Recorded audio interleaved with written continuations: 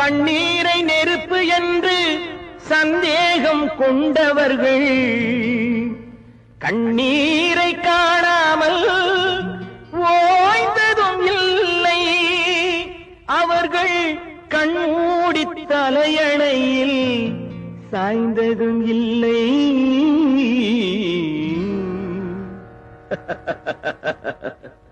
சந்தேக கோடு அது சந்தோஷ கேடு. சந்தேக கோடு அது சந்தோஷ கேடு. இதை மறந்தவர் வீடு துன்பம் வளர்ந்திடும் காடு. துன்பம் வளர்ந்திடும் காடு. சந்தேக கோடு அது சந்தோஷ கேடு.